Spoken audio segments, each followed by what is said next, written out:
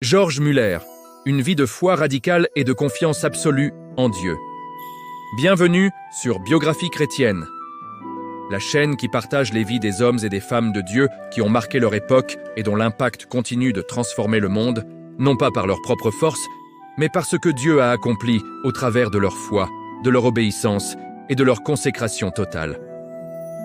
Aujourd'hui, nous vous invitons à découvrir une vie qui défie la logique humaine, une vie qui prouve que Dieu est fidèle à ses promesses et qu'il peut utiliser un cœur entièrement abandonné pour toucher des milliers de vies. Cette vie, c'est celle de George Muller.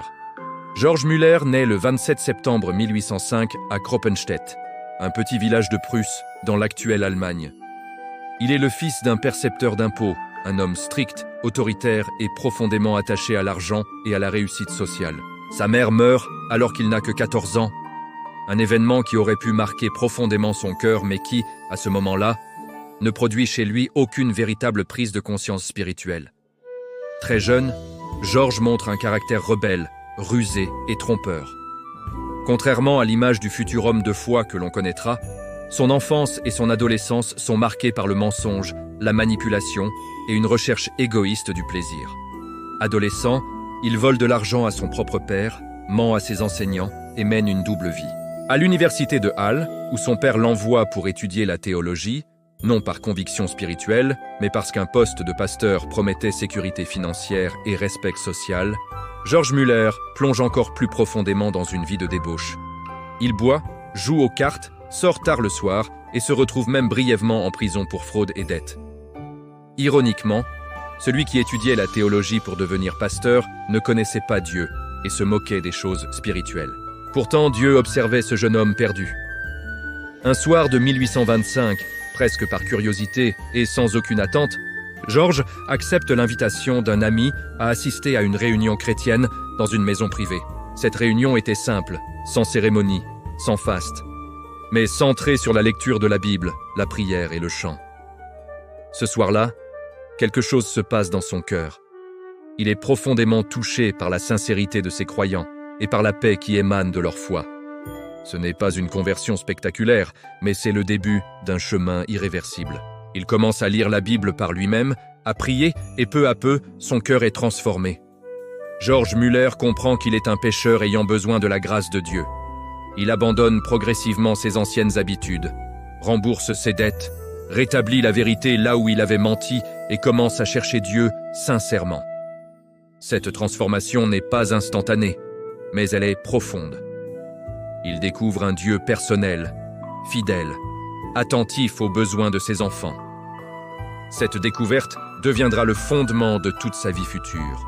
Sa formation spirituelle est marquée par la lecture assidue de la Bible et par l'influence du mouvement des frères, qui mettait l'accent sur la simplicité, la dépendance totale à Dieu et la prière. George apprend à ne plus compter sur ses propres stratégies, mais à s'attendre à Dieu pour chaque décision. Il développe une discipline spirituelle rigoureuse, passant de longues heures dans la prière et la méditation des Écritures. Il dira plus tard que la clé de sa vie spirituelle était de nourrir son âme chaque jour de la parole de Dieu avant toute autre activité. Malgré sa foi croissante, George Muller traverse de nombreuses luttes intérieures. Il lutte contre le doute, notamment concernant la provision financière. À une époque où la plupart des ministres vivaient de salaires fixes ou de collectes régulières, il prend une décision radicale. Il n'annoncera jamais publiquement ses besoins financiers et ne demandera jamais directement de l'aide à qui que ce soit. Il décide de dépendre uniquement de Dieu par la prière. Ce choix est incompris par beaucoup et critiqué par certains. Mais pour George, il s'agit d'un témoignage vivant de la fidélité de Dieu. Les défis ne tardent pas à arriver. En 1836, à Bristol, en Angleterre, George Muller fonde son premier orphelinat. À l'époque, les orphelins vivent souvent dans des conditions inhumaines, exploités, affamés et négligés. George est profondément touché par leur situation et convaincu que Dieu l'appelle à agir. Il ouvre une maison pour accueillir quelques enfants, sans argent en réserve, sans soutien institutionnel, mais avec une foi inébranlable. Les récits de cette période sont devenus légendaires. Il arrive fréquemment que les orphelinats n'aient plus rien à manger. Un matin, les enfants sont assis à table, les assiettes vides devant eux. George Muller remercie Dieu pour le repas qui n'est pas encore là. Quelques minutes plus tard, un boulanger frappe à la porte, expliquant qu'il n'a pas pu dormir de la nuit et qu'il a senti qu'il devait apporter du pain aux enfants. Peu après, un laitier arrive avec son chariot cassé devant l'orphelinat et offre tout son lait avant qu'il ne se gâte. Ces événements, et bien d'autres, ne sont pas des exceptions, mais le quotidien de cette œuvre bâtie sur la prière. Au fil des années, l'œuvre grandit de manière spectaculaire. George Muller fonde plusieurs grands orphelinats, accueillant jusqu'à 2000 enfants à la fois.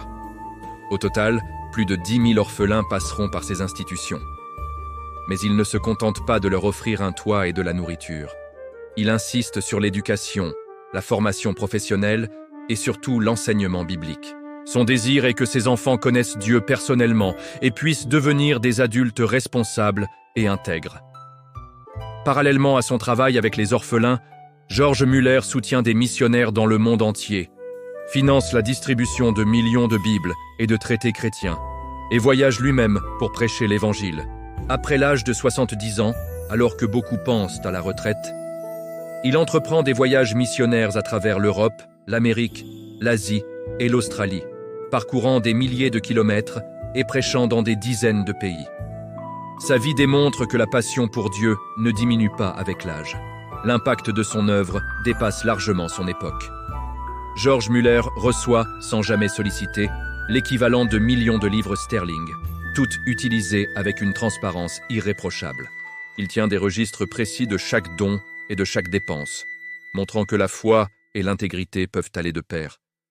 Son témoignage inspire des générations de croyants à faire confiance à Dieu pour la provision, à s'engager dans des œuvres de compassion et à vivre une foi authentique. Les leçons spirituelles de sa vie sont puissantes et universelles. George Muller nous enseigne que la prière n'est pas un dernier recours, mais le premier réflexe.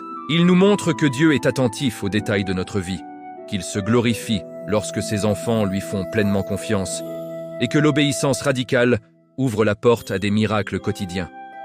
Sa vie proclame que Dieu ne cherche pas des personnes parfaites, mais des cœurs disponibles et obéissants. Dans ces dernières années, George Muller reste fidèle à ses convictions. Même après la mort de sa première épouse, puis de la seconde, il continue à servir Dieu avec la même ferveur.